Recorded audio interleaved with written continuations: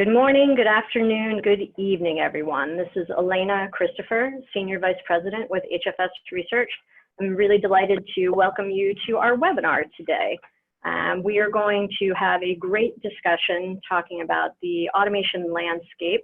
We're going to be featuring an automation journey of Southwest Airlines and really some emphasis on their story about how they came into automation and really some of the efforts that they've taken to find a partner, in this case, Jiffy.ai, that really has a strong cultural fit with them. So looking forward to talking you through this today.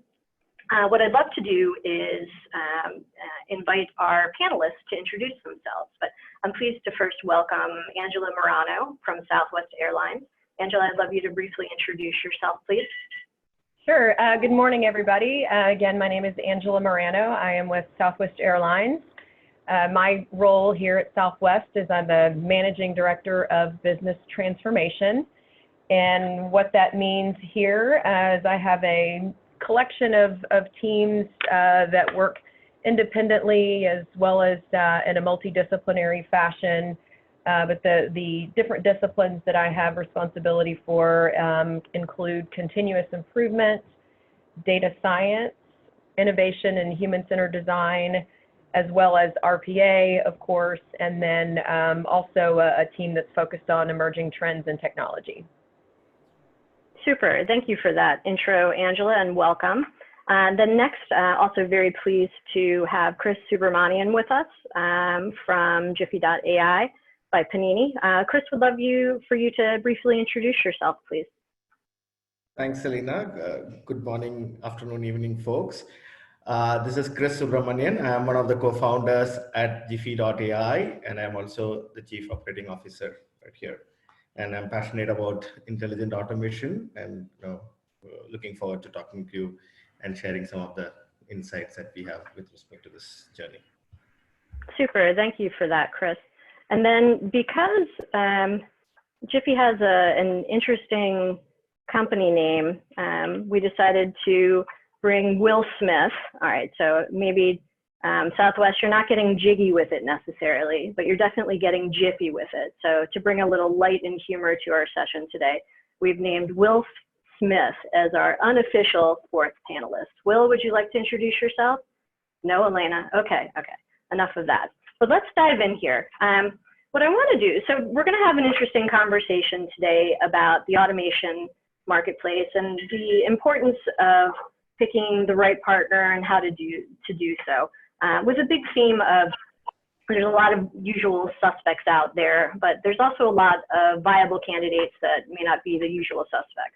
But so today, part of that story is Jiffy.ai. And so at HFS, we always like to make the point that we're really trying to do a good job of looking across the marketplace. And in the case of automation, just really trying to identify any and all companies that are viable options for enterprises out there. So just want to make a quick call out for some of the research that we've done on Jiffy over the years. So way back in Q3 of 2018, we featured them as a hot vendor. This past October 2019 at our New York Summit, we did a hot vendor panel, and we had already designated them as a hot vendor.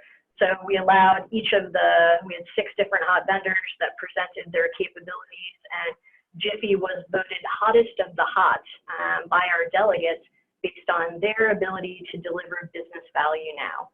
And then just recently, earlier this month, we released our 2020 RPA software top 10, in which Jiffy featured, and we've got a bit of an excerpt here.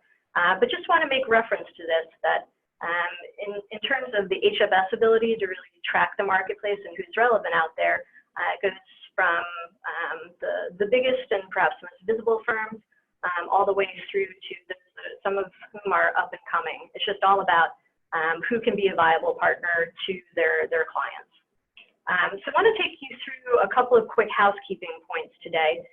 So the way that we'll run this webinar is that we'll go through some intro comments, some context, and we'll essentially do a detailed interview with Angela and Kris. We'll save the questions for the end, but I do want to emphasize we really want to hear from all of you who are taking time out of your day to join us today. So on your Zoom interface, that's our platform, you should find a small menu with a Q&A button. If you push this button, it'll bring up essentially what's pictured here, which is similar to a chat window, and you can submit your questions. I assure you that any questions that you submit, we will see, and we'll do our best to answer them as we go if they pertain to something we're talking about at the moment, or at the very least, we'll save some time at the end to try and go through the questions. So that is housekeeping. On to what we're going to talk about today. Where we always like to start is to cover a bit of market context. HFS is a research house after all. So I'll share some of our latest and greatest data and insights on where the market's going and sort of our view of the future of the automation market. So we'll do a little bit of content there. And then we'll jump into the main event, which is the spotlight on Southwest Airlines, really helping to understand its automation journey and how they came to work with Jiffy.ai. Some of the key themes we'll touch on is really a lot around picking the right partner, but what are some of the benefits of perhaps looking beyond some of the usual suspects? We may get into the alignment between IT and business, but above all, there'll be an emphasis on creating successful automation programs and how to ensure a strong cultural fit with your partners. And then we'll get to that Q&A. So again, to underscore, we very much do want to hear from you, so please submit those questions. I'm just going to take a minute to quickly talk about HFS research. We hope that all of you who have joined us today are familiar with HFS, but in case you are not, we're a small boutique research firm, and our mission in life is to help enterprises and the service partners service and product partners that support them to define future business operations. This can be construed as how do you get to digital transformation, or dare I say, get beyond digital transformation, because I think at some point we will be transformed. But we look at a handful of critical levers that we believe are some of the keys to helping enterprises and their partners do that. So we're looking across artificial intelligence, integrated automation, inclusive of RPA and analytics. Those three together, by the way, we refer to as our AAA trifecta. But we also look at other levers like global sourcing strategies. Outsourcing is still a major way that many business processes are run by enterprises of all sizes. We also look to emerging technologies like blockchain. Quantum is also something that we'll be doing some deeper dive research into in 2020. And then overall, this rolls into digital business models. But really, this is the overarching focus of HFS. Worth noting that 2020 is a big year for HFS. We're celebrating 10 years for a company that was essentially born out of our CEO and founder, Phil First's blog. To have come this far and to hope to continue this level of impact we have on the marketplace, it's just really a lovely milestone. I will extend an invitation to folks on the session today. We'll be hosting our European conference in London on the 19th of March, and we'll have a great event. And afterwards, we will have an after party, which is also what we're christening it our birthday party. And so there's some very exciting elements in store. And if you're on social media at all, hopefully you've noticed that in celebration of our next 10 years, we've just issued our new research agenda and really focus in terms of where we're looking to take HFS and how we're helping many of you really strive towards defining your future business operations. So we call it the HFS 2.0. So that's out there in the marketplace and on social. And then last but not least, the way that the lenses through which we look at the market to try and really put teeth into how do you define future business operations are in these 5 buckets. The digital one office and the hyper-connected enterprise is our view of where the market's going overall for where the path, the digital transformation path takes you. And the elements that help you get there are various change agents like the AAA trifecta, looking at how different business functions and IT functions are evolving from customer service to elements like cloud and how they're impacting enterprises. And then we always take an industry lens on the marketplace. So today our industry lens is travel, essentially. And then last but not least, we have a variety of data products that help us quantify the world in which we see. But that's a quick bit about HFS. The last piece I always like to emphasize about HFS, while we have many subscription research programs, our culture and heritage sense, is that good research should start a conversation and it should be accessible. So we continue to try and be essentially the open source of the research community. And so for the low price of your email ID, about 60% of our research is actually complimentary. Okay, so with that, let's talk about the context for what's going on in the marketplace. This is our view of where we think essentially I'll use the term intelligent automation marketplace, and I do not mean that in terms of doublespeak for RPA these days. But where HFS really believes the automation marketplace is going is that it's just presenting a massive opportunity for enterprises to transform, really the mantra for HFS, how you transform your business operations. And this, what I affectionately call the flashlight slide, is our view on how enterprises are getting there. We see a lot of action going on in terms of piecemeal automation, and these are taking single tools, figuring out what they're all about, and if they'll have any merits or benefit for your organization.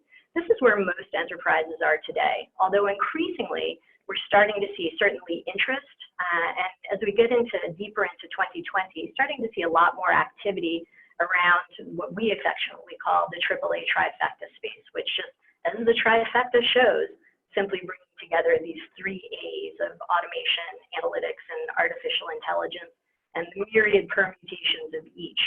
But we're starting to see a growing number of tools and platforms that bring together these capabilities, but honestly, we're seeing a lot of Frankensteining. But the last thing I like to say about this, the technology is really only about, we estimate, maybe 10% of your challenge. Getting the tech up and running, that is something that should not be sneezed at. There's a challenge to it. But we always like to show and make the statement that the transformation, we believe, will ultimately come from the technology plus taking the opportunity to really evaluate how this will change, how automation will change, how your people, how your employees, how your partners, how your customers get things done, whether it be work or how they consume your products or services.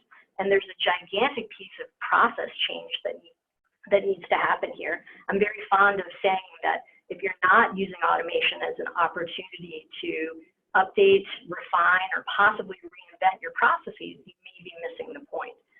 So this is the HFS view of where the automation market is going, and a few thoughts on what the path to get there, how that may actually look like. A couple of quick points on just some data to emphasize, data to essentially back up some of that view I just shared with you. We had asked almost 600 enterprises what they're doing to try and embrace the AAA trifecta and do more with integrated tools. And essentially, you see about 38% are really going down that path of using one technology. For those enterprises in the 35% here that are using multiple tools, that's great. You definitely have different threads going, but they're still very much in piecemeal implementation. So the proof point here is that just 11% of enterprises in this particular study are really doing anything that could be called integrating these technologies or really pushing towards that AAA trifecta, as we call it. And a bit more detail on that. So in terms of those enterprises that are actually doing that, what are the strategies for putting the AAA trifecta together? And the headline there, again, is that many of them are really Frankensteined. If we combine internal integration efforts with this category of the 17% who are working with a service provider or partner to help them, that gets us up to about 57%, which is essentially bootstrapping it and combining based on what capabilities you're looking to get out of it. This 38%, we're starting to see more activity here, and it's a variety of different elements. And when we ask Kris some questions a little later in our discussion today, we'll ask Kris as well as Angela to articulate really both from the Jiffy standpoint, what the roadmap looks like, and then from Angela's standpoint, really less about about the technologies, but just more about what's the actual need. I'll share this view, which is when we look at those different perspectives, sort of coming from RPA products, some of the enterprise software products, or then off to the right here, the different AI and analytics products, and then as well representing the service providers up top. There's just a massive push from all of these different corners to get to this, what we call the integrated automation ecosystem, which is that the technology and plus the enablement of the people and process. But we've got a lot of folks that are really pushing to that same direction with myriad results. But there's a lot of work that's being done there in the effort to really help enterprises get to that capability of digital transformation. I'll share with you one quick piece of data we've just released as part of the inputs into our RPA software top 10 study I mentioned that we just released. As part of that, we did a detailed study with what we call RPA super users. So we spoke with 255 super users who gave us ratings for 311 RPA products. And what was interesting about the study overall, and we look at this as sort of thus impacting the effectiveness of can you get to the AAA if your baseline elements of automation analytics and AI are not firing on all cylinders. So when we look just very specifically at RPA, the overall satisfaction of all of these super users in our study was a very anemic, like when we normalize the data, it came out to a score of 76 out of 100. That is not setting the world on fire.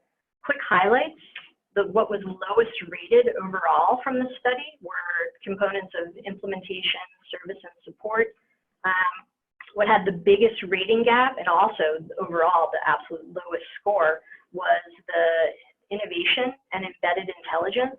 I think the highlight here is that for those RPA tools that do have embedded AI or intelligence capability, it works fabulously because you can see how happy users are up here. But if you don't got it, life is not so grand because it's very limiting in terms of capabilities. And the last thing I'll say on this slide is that the smallest rating gap, just meaning definitely nobody overjoyed, but not a horrible experience, is that ability to transform business processes and deliver business outcomes. I think the main message there is that there's still a long way to go to really get to this vision of true digital transformation. And part of the reason for that is that we also ask these same batch of super users, what is your RPA vendor? What are the right levels of investments for certain areas? And a couple of very interesting pieces of data floated to the top here. Our super users feel that where RPA vendors are making too much investment is in marketing and sales.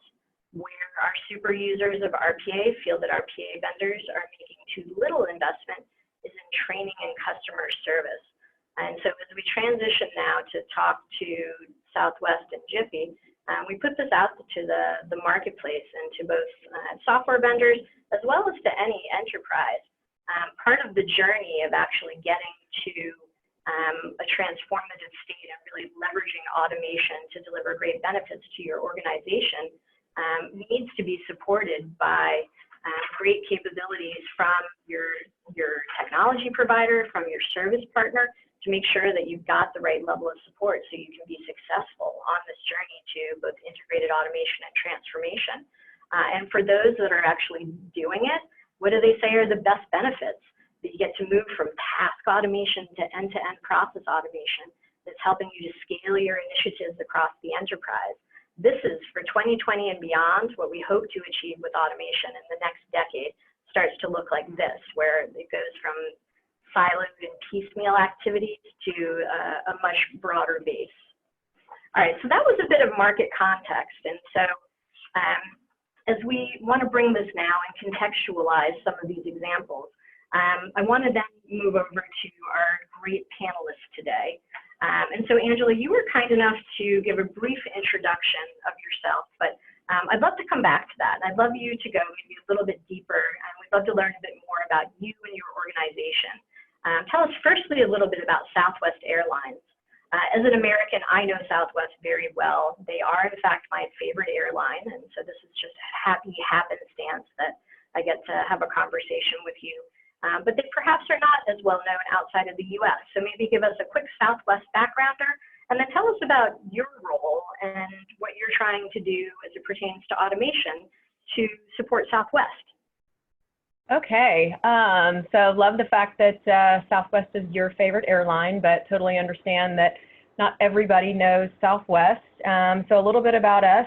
You see some things here on the screen about us as well, but in addition to that, Elena, you mentioned you guys are in your 10th year or coming up on celebrating your 10th anniversary. We are coming up on our 50th anniversary. So we are in our 50th year of business, and we now have over 60,000 people, 60,000 employees across the company. We have over 130 million annual passengers or customers that we carry every year. We have over 4,000 daily departures across over 102 destinations, most of which are here domestically in the US. We do operate in other kind of near international countries as well, including Mexico and the Caribbean. But all of that, put together really makes us the United States' largest domestic carrier. So what started as a small regional Southwest Airlines is now, again, the largest domestic carrier here in the United States. So it's a really wonderful place to work. I've been here myself personally over 20 years at Southwest and have had a number of different roles across our technology organization, mostly in the data analytics, business intelligence arena, years ago. And then the last 10 to 11 years have been involved more in the business side, our corporate strategy and planning, and within the last few years have been really focused on standing up these newer capabilities for Southwest that kind of come together in this central organization, and we act almost as an internal consulting team that is here to help with solving problems across the company, as well as helping the company and our employees and our leaders build capabilities, as I mentioned earlier, across continuous improvement, so Lean Six Sigma. I've got a team of black belts and a master black belt that really help try to teach the organization about lean mindsets and streamlining our processes. We also have a data science capability, really getting into more of that predictive and prescriptive analytics, moving into learning more about the artificial intelligence space as well. Also have an innovation team. As I mentioned earlier, a lot of that is the method that we follow is really human-centered design thinking to get to innovation and innovative solutions to real business problems that we're facing today. And then our latest capability that we just stood up, which is what we're talking about today, is in the RPA or automation space overall. And what could look like a collection of different teams, we've really started to see there's just a ton of opportunity and synergy for these teams to all come together. And that's ultimately what we're trying to do, is to make, not 1 + 1 + 1, these individual teams equal 4, but like all of these things together can equal even more than the sum of the individual parts. So it's very much in alignment with we may call it integrated automation, but I just always like to underscore the people and the process piece. So it sounds very much in alignment with that perspective, Angela. Would you agree? Yes, absolutely. We've got some things going on today that very much bring together let's look at process to identify where our people are taking on and very manual tasks and manual mundane efforts that aren't really leveraging their full capability, and then how can we use the automation and the technology to address those and create opportunities to work on higher value work, as well as make our teams and our company overall just as efficient as we can possibly be.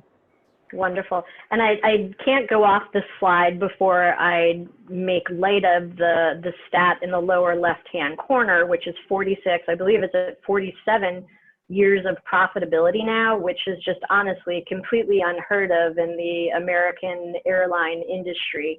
But I imagine, but please, I'll phrase it as a question, that part of your role too is in helping Southwest uphold not just your strong culture, some of the elements you just mentioned about supporting employees and ensuring everyone's got the best version of their job they possibly can, but also in helping your company continue to retain this, I mean, just honestly amazing and very, I think, curated and intentional streak of profitability.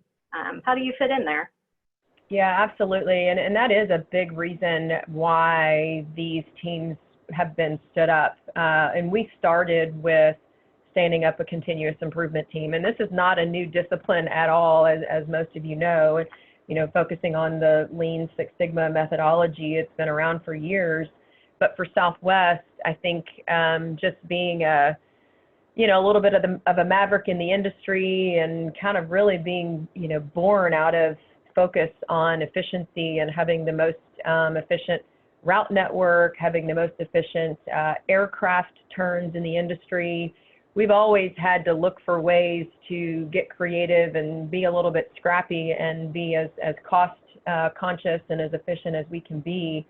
But as you get bigger and things get more complex, we started to realize that we need some more intentional tools, methods, ways of identifying what those opportunities are, as well as a method to not only identify them, but how do we best solve for those. So yes, very much the teams that I have responsibility for are focused on profitability and efficiency. And then it brings me to when we look at Southwest overall, so for that rich history that you've mentioned, Angela, you've got this strong purpose and vision. Correct me if I'm wrong, but I think you guys actually updated your vision statement recently to tie back to some of those efficiency roots.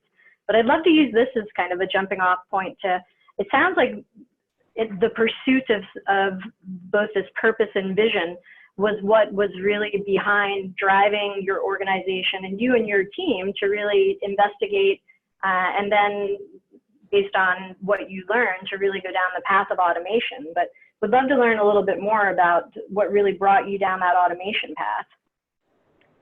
Yes, and you're right. The vision statement has been this for a while. We made one tweak to the vision statement, in that the adding back in the most efficient, and I think that was a top-down, just strong belief in, if we want to be the most loved and the most profitable, and really being able to serve our customers the way that we always have, we need to always stay connected back to, really how we got to where we are today, which is that focus on efficiency. And of course, doing that with a really strong focus on customer service and hospitality, and focus on our people, our employees, and of course our customers. So with that focus on efficiency and making sure that we are eliminating waste and really being as streamlined as we possibly can be. Again, we've been focused on continuous improvement, but in that journey is when RPA and automation really kind of became a big topic of conversation. So we set out to learn what is this all about?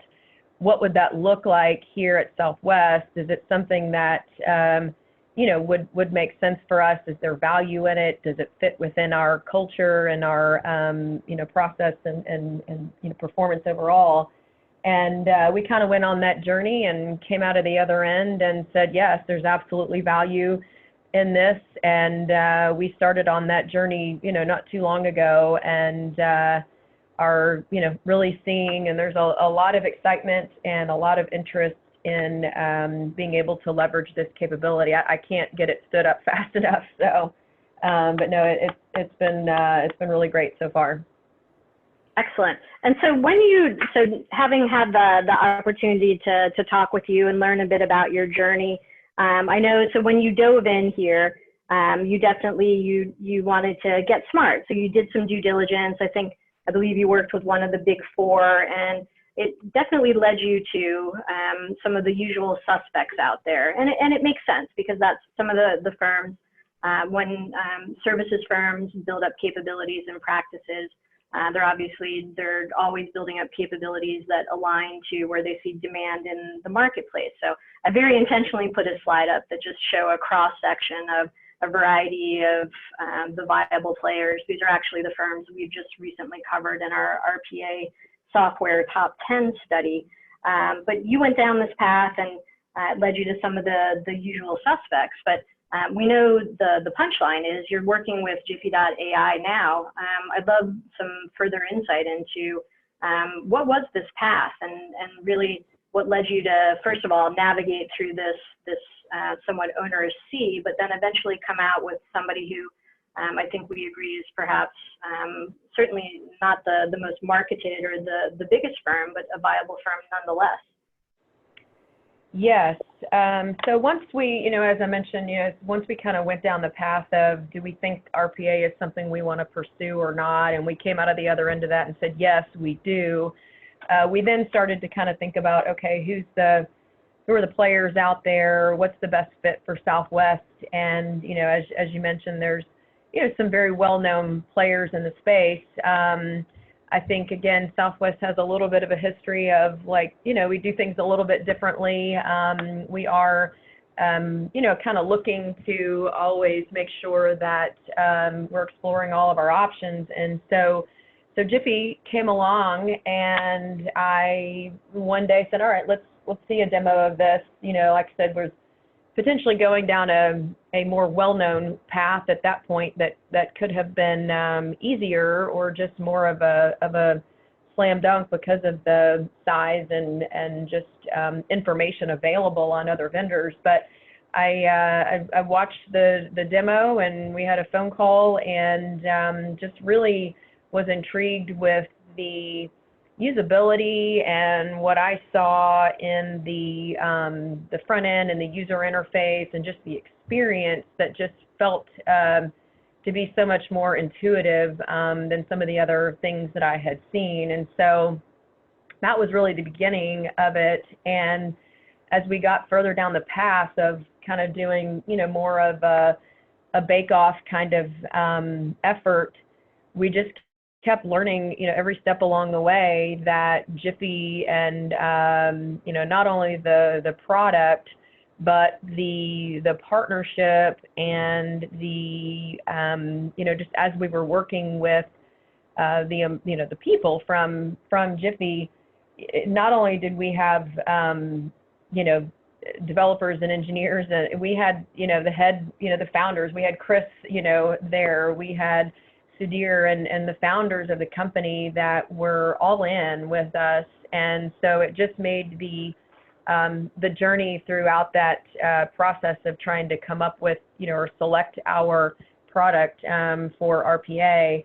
And it really fit with us, culturally. And we are a very, culture, people-focused organization, and the soft skills and the relationships really matter to us. And so now, if it was a terrible product, you can have a great relationship all day, and you may not go that direction, but we really felt like we had the best of both worlds, where it was a really good product as well as a really great culture fit between their leadership and our team here.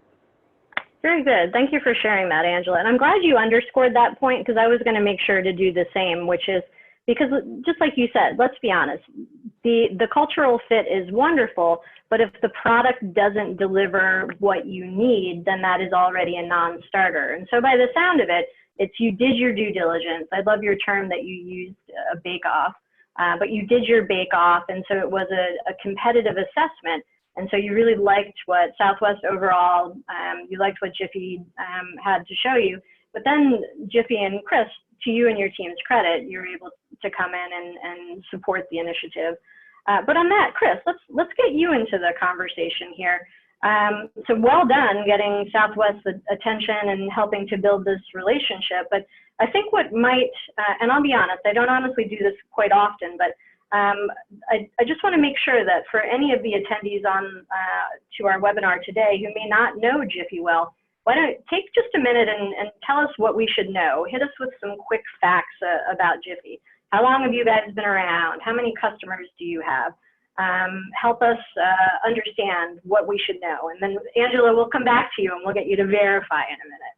But go ahead, Kris, what should we know? Sure. Thanks, Elena. Hi, everybody. This is Kris here. So, yeah, so just to give a little bit of context before I answer those questions. So, for people who still don't know us, you should read HFS Top 10 if you haven't. But yeah, so basically, we are an intelligent automation platform. You know, we've been there for the last few years. The philosophy in which we build this product and the company is to look at an integrated approach all throughout, whether it's our company, our culture, as well as the platform, right? So we are a very collaborative organization and an integrated platform. Now, the platform, apart from RPA, offers capabilities around, cognitive capabilities around document processing, around human-in-the-loop interface, which is important, and native AI capabilities, along with an analytics layer. Now, in terms of customers, we've been working with a large number of enterprise customers. Obviously, we don't have the numbers like some of the commercial leaders, but we have gone deep in our relationship with most of these organizations. I mean, Southwest is here today. We also work with large manufacturing companies. We work with a couple of other airlines. Also in the banking, financial services across the globe. So we have footprints across most of the continents as we speak today. And in terms of, our perspective on why, Southwest chose us. So we have been always, since inception, we've been telling our customers and prospects that don't choose a simple use case for your POC, because that's just a feel-good factor, and in the real transformation journey is not as simple as people tend to think it is. So, and to our understanding, Southwest chose a fairly complex use case, just a few seconds on that, which involved, data, transfer, which is typical what RPA does, but with legacy systems, and a huge capability around document processing, because the POC was about extracting data from a 250-page document, reconciling it with something that's sitting on a Java legacy system, running through 15 exception rules and figuring out what somebody needs to pay accrue, right? So the process was fairly complex, and some of the features of data processing cognitive capabilities was highlighted as part of the POC. So I think that was one of the main reasons, apart from the culture aspects and the other aspects which Angela talked about, which convinced Southwest to pick us as a platform. And obviously we also had a very strong innovative roadmap, which we feel is very important as organizations move from automation to innovation, and that kind of aligned with the overall thought process as well. So that's a little bit about us, and we are enhancing our capabilities, coming together with Paanini, right? Our NLP machine learning capabilities are far more advanced than what's there out there in the market today. Got it. Yes, that's. Thank you for that, Kris. I know you guys are really, as you mentioned, you're coming together. You're formerly known as Option 3 Company. You've merged with Paanini, and so your new brand will be Paanini on a go-forward basis, but retaining the Jiffy, thus, which I know it was Jiffy RPA at one point, now Jiffy.ai, but also just representing the roadmap journey that you're on. So thank you for those details. So I said, Angela, we're going to come back to you. I mean, do you feel, in terms of what Kris articulated, does this reflect some of the reasons why Southwest ultimately went with Jiffy? Yes, absolutely. I mean, I didn't touch on the proof of concept that we, you know, engaged in, but, you know, Kris did, and that, yeah, there was some, you know, legacy systems and complexities in that that Jiffy just, you know, handled, you know, really well. And so again, you know, back to that combined with what we saw in the product overall and partnership, yes, absolutely. Those were all the right reasons, or all the good reasons we chose Jiffy. Cool. Well, and so one of the things I recall from some of our conversations, Angela, is that you made a point, and I've put it up here as a quote, but this concept of just being very eyes wide open about what the trade-offs are if you go with somebody who's not one of the usual suspects. But let me turn that into a question for you, but I'd love maybe some of your quick thoughts on what some of the pros and cons are of working with an up-and-coming player like Jiffy. You mentioned it early on, which obviously the product has to be good. It has to meet your needs, but would just love to maybe some of your thoughts on what the balancing act is to really make it work for your enterprise.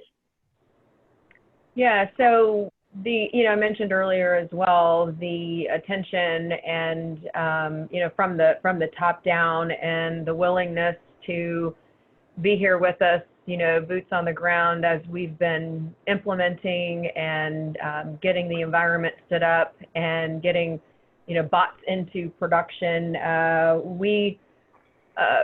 guess, fortunately or unfortunately, our first automation that we put into production involved PCI, because it was touching some credit card information. And so that put us into this category of, you know, even more complexity that, you know, pushed us into needing to be in the PCI, you know, environment, and therefore into our annual PCI, you know, audit that takes place. And so, we, you know, that's probably the place where we've had the most, you know, work that we needed to address, just to make sure that everything that our, you know, team on this end, between cybersecurity and pen testing and network and, you know, all of those things that we just have to be buttoned up on, again, kind of threw us into this level of complexity. But again, even though maybe the product natively didn't do exactly what, you know, Southwest needed it to do,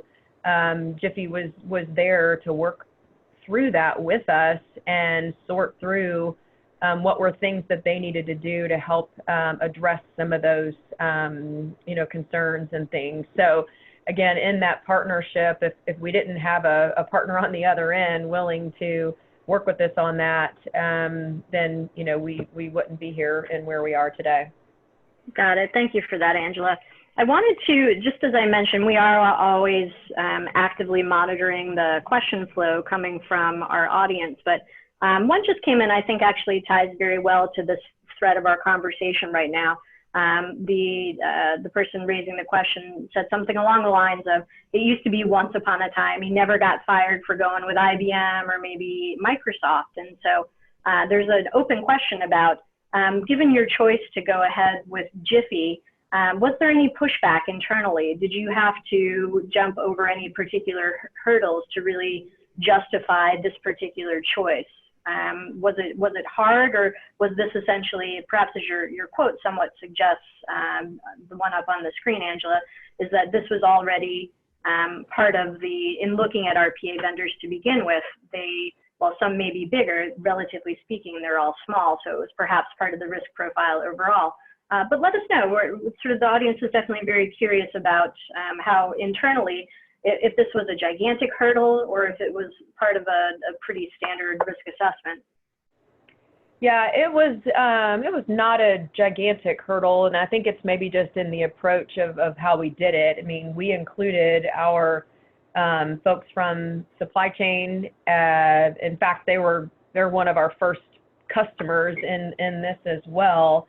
So our VP of supply chain was involved, you know, pretty intimately throughout the process, as well as our technology partners. And so I completely relied on our technology partners to say, is the platform solid? Is the architecture sound? Is this something that fits in with our overall, stack of tools and reference architecture and those kinds of things?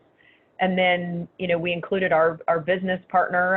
In this case, as Kris described, it was working with our pilot group, really more of the back office admin part of their world. But we included the customer as well as, my team that would be ultimately end up doing the development. So we created this cross-functional team.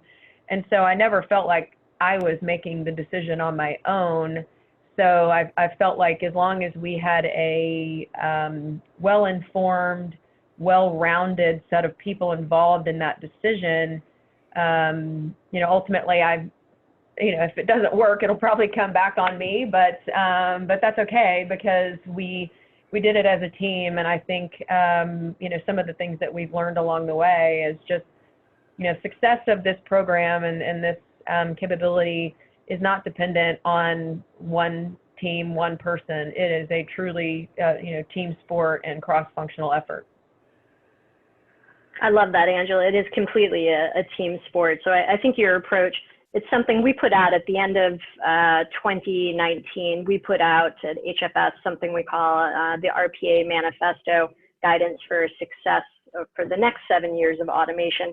But one of the core, we named 10 tenets for success. And one of them is really, we didn't use the terminology, it's a team sport, but we really accentuated the need for strong IT and business collaboration, as well as the alignment to the overarching purpose and business strategy.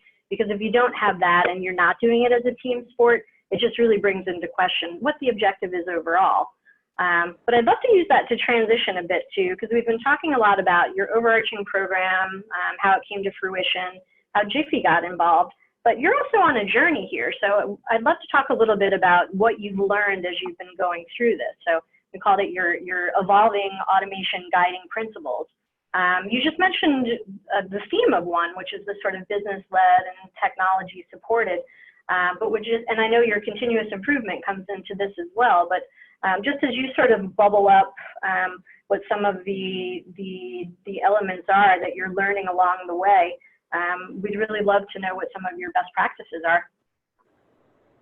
Yeah, so part of getting into this RPA space, we definitely had some organizational choices to make, and although from the beginning the effort was led from my team, so I don't actually sit in technology. I'm actually part of our corporate strategy and innovation organization overall.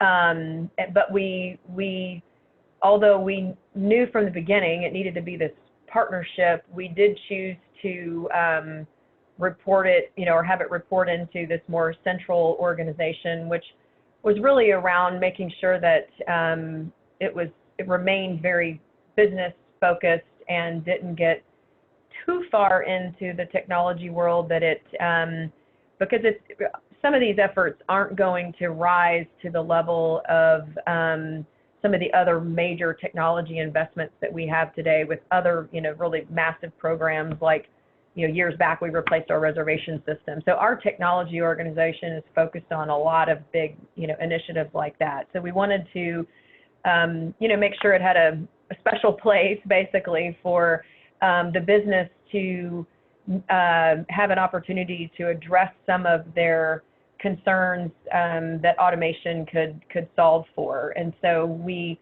chose to make it, part of this central organization and stand up this COE, also to keep it very connected into continuous improvement. So it's not on this slide, but one of the things that we've said from the very beginning is we don't want to automate a bad process. So as much as we can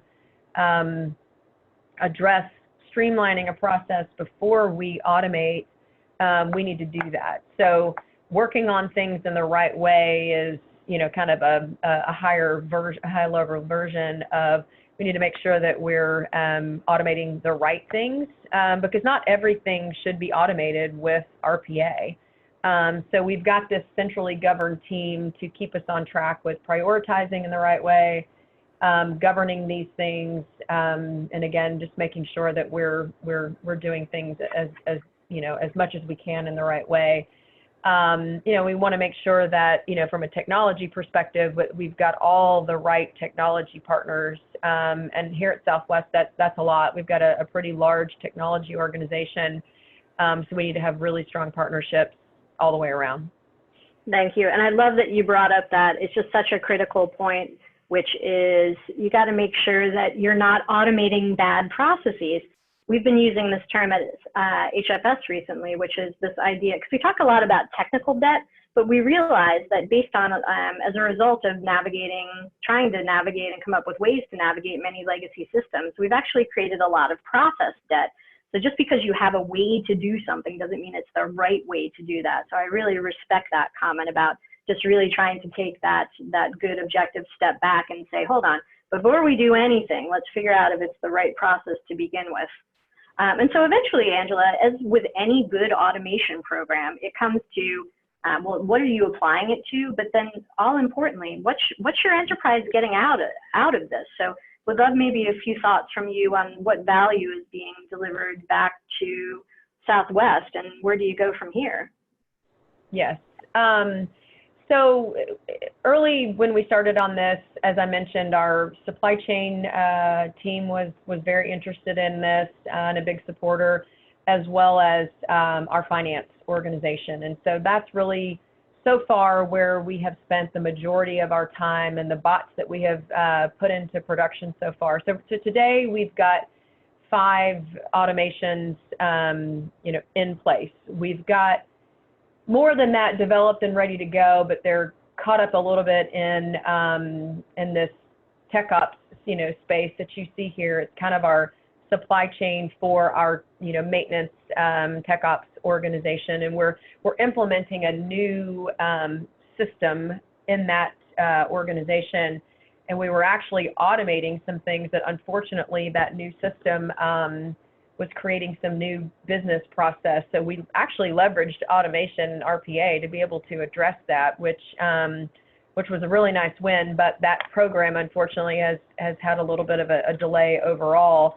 So in total, we've got, you know, 10 to 15 bots that are either in production, ready to go into production, and then, you know, another 10 to 15 that are in development and some phase of development or testing right now. So we've got, you know, a lot of demand across a lot of different places. We mentioned the pilot, you know, no pun intended, but was with our pilot group, our flight operations group.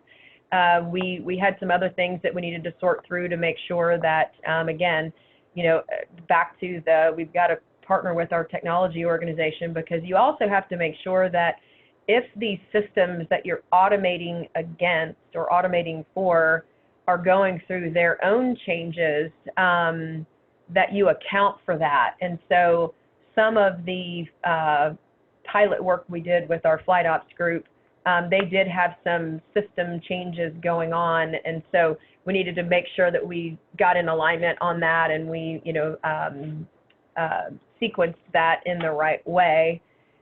We've got a lot of things going on right now, not necessarily with our HR systems today, but we have a, you know, again, this focus on efficiency. We've got a really strong partnership going with our, what we call our people department, our human resources group, as they are working with departments across the entire company. And again, back to our continuous improvement team, same thing. We are continually finding opportunities for automation. And again, there's more demand than we can keep up with right now. So we want to make sure that we're really good in the areas where we've started with finance and supply chain, make sure we're solid there, but we've got plenty of opportunities to branch out, I believe, across our entire organization.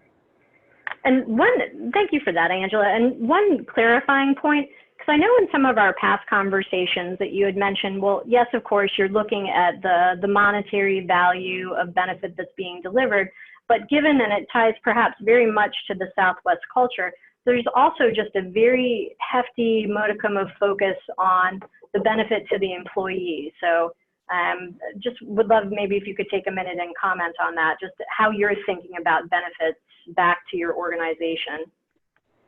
Yeah, we're obviously a very people-focused organization, and we always want to make sure that we're including our employees as part of the process. And what we've found is, as we're partnering with them and working with them on what they're doing and how manual it is, for the most part, all of the reactions so far has been like, oh, wow, this is going to be a huge help to me. Like, I don't want to do these things necessarily. And so we really try to, you know, although we do tracking on the back end and, you know, did this save, you know, 1 head count, or did this free up 1 head count to go work on something, or 5 head count, whatever the numbers may be. We talk about that in the back end, but we are very careful and always, you know, want to make sure that we are communicating that the reason why we are doing this is we know that as we've grown over time and gotten more complex over time, there are plenty of things that we're asking our employees to do that is just not the best use of their time. And so, so far we've had a really good reaction, and haven't gotten into a place where people are, you know, scared about this, or, oh, you're taking my job, because really what it's doing is it's doing work that they don't necessarily want to be doing anyway. Yeah, it's a credit to how you're running and managing it, Angela, because over the last few years, automation anxiety has become a real thing, but it's often done when perhaps automation is being done to employees rather than done with employees, and emphasis on the word very intentional. All right, so I know that we're quickly coming up on time, so let's wrap this up. And Angela, maybe just a minute on where you go from here, and then Kris, I'd love to toggle to you for the Jiffy version of that. So automation, you guys are very much down a path. You made some very critical choices in moving ahead with Jiffy. So what comes next for Southwest? Yeah, so right now, I mean, I think we've built a lot of excitement. I think we've demonstrated the value in this. I think our next steps are we've just got to get to a place where everything is, you know, stable and solid and reliable. And, you know, so there's some things with the environment and our implementation that we need to kind of, because we intentionally got started quick and we said, let's get going, let's get implemented, let's do this quickly, let's show value. Now I think it's time to kind of step back for a minute. Don't take the foot off the gas of creating that value, but now that we've demonstrated that, let's make sure we have all the right resources and infrastructure and technology, everything in place that we need to really create this as a platform that is reliable and stable and very consistent.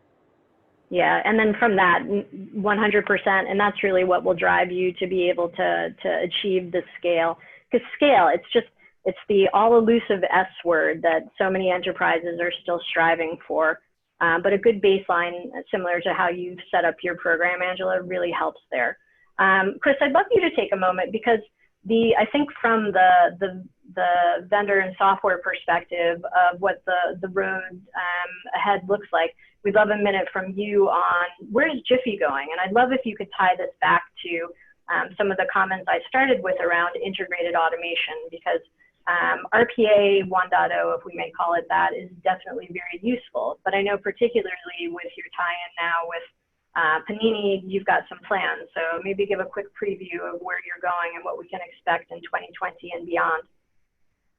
Sure. Yeah. So, our focus in the last couple of years has been around getting the integrated story right for our customers. So we were not really focused on, saying that, hey, I have implemented an RPA bot in an enterprise, right? It's more about the transformation journey and how, as a technology provider, we are a responsible provider helping them transform and innovate and not just automate, right? So that was the focus on 2019 and before that, with all the capabilities around the integrated automation story. Now, as we move along, we have some very innovative capabilities that we are bringing into the table, which makes really helps businesses mature into more of an innovation journey beyond an automation journey. So especially to able to really scale, build solutions, take this technology to the edge. And still we see a lot of enterprises struggling with document processing, which is going to be the biggest hurdle when it comes to automation, dealing with unstructured data and conversation. So there is a big roadmap around launching that as a service to our customers. Just to reiterate, we have been a platform that's actually a server browser based. So some of these technologies naturally come to us, and most of them are native to the platform and not third party.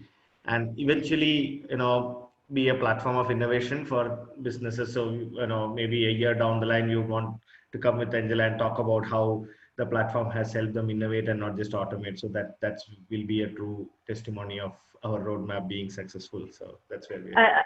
I love that just the phrasing of that, Kris, I think is very much encapsulated when I mentioned the elusive S word before scale. Part of that is similar to my flashlight slide earlier in the session today.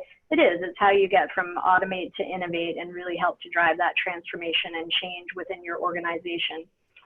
So we're at time. I am going to just indulge us and take one more minute to try and get to a couple of the questions that we did not answer thus far. But Angela, wondering if you could take just a moment. We've had a couple of questions about governance models. You alluded to this with business-led, IT supported, but just wondering if you would have any further commentary about how your RPA program is governed, who owns that governance, and then also there was this part of that question was something about bot mortality. I know you're continuing to ramp up your program, so I'm not sure if you've had that issue yet with bot mortality, but would love quick thoughts there, please. Yeah, no bot mortality yet, but I think just for governance overall, one of the decisions that we very intentionally made is this will be centralized from the perspective of doing the bot development and the bot support and management of the platform and the tool. Some other organizations that we've talked to, I think, have been a little bit more decentralized, and some of my other capabilities are more decentralized. But with this, and probably to the point of bot mortality, we don't want to get into complete wild west where everybody is like, hey, here's the software, go, figure out how to use it and go implement and automate all you want. That's just, that's not the model that, we've probably learned some lessons the hard way on some other platforms and tools that we just don't want to go that route. So we are centrally governing this, and we're doing our best to, through supply chain and, just finance as well. If there are other people out there looking at automation or automation software, that's brought to this group and to our attention. And so we're really trying to avoid any kind of duplication of effort out there to make sure that, we're really truly staying centralized. And it's going to get hard because, like I said, we can't keep up with the demand right now. And so folks will get frustrated with that. But we're doing our best to, keep that centralized here while working with the business and not having it done to them. Like it's a very much of a pull model. The business is identifying the opportunities, bringing it to this central group. As we move into this year too, we will be getting more structured and, organized around prioritization and, really kind of getting that governance model down. So that's, probably a big focus in addition to hardening the environment, making sure that we've got the governance right going into the next, couple of years. It makes a lot of sense, Angela, sort of almost a continuation of, or an application of your continuous improvement approach and program. Okay, so with that, I'm afraid that we're out of time for today. I want to extend just a gigantic thank you to Angela and Kris for coming and talking with us today. Angela, it was fascinating to learn about Southwest's automation journey, as well as about your approach for and willingness to consider someone perhaps that is an unusual suspect, and how and why you're making that work for your organization. Kris, thank you for helping us learn about Jiffy and your roadmap going forward on the quest for not just automation, but enabling innovation. And thank you for everyone who's joined us and spent time out of their day today. This officially concludes the webinar. Everybody have a great rest of the day. Thank you. Thank you.